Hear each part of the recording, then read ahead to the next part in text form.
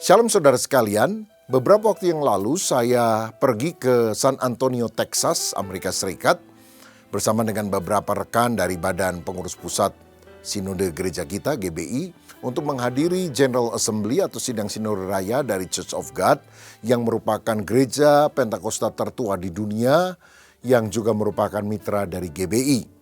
Acaranya digelar selama 4 hari, diikuti mungkin hampir 5.000 orang, termasuk 2.000 pendeta yang punya hak suara untuk melakukan voting kepada beberapa hal yang sedang dibahas.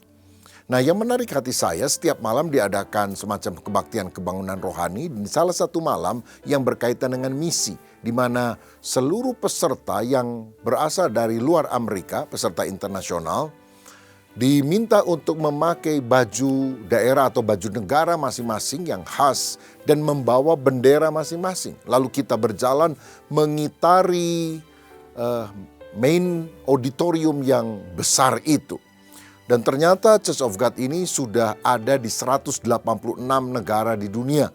Jadi yang mengitari dengan membawa bendera juga sangat banyak sekali dari berbagai negara yang hadir pada waktu itu. Termasuk kita dari Indonesia tentunya dengan bendera merah putih. Nah, saya teringat ketika kita melakukan parade bendera tersebut mengitari auditorium.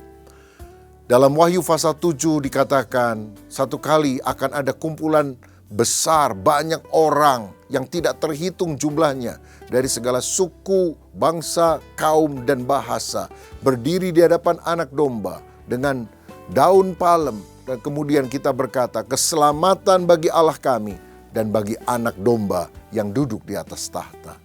Saudara bayangkan, dari sebuah gereja atau kelompok yang dilawat oleh Roh Kudus sekian puluh atau ratus tahun yang lampau di Amerika Serikat, sekarang mereka telah mengutus misionaris dan mendirikan gereja ke 186 negara di dunia.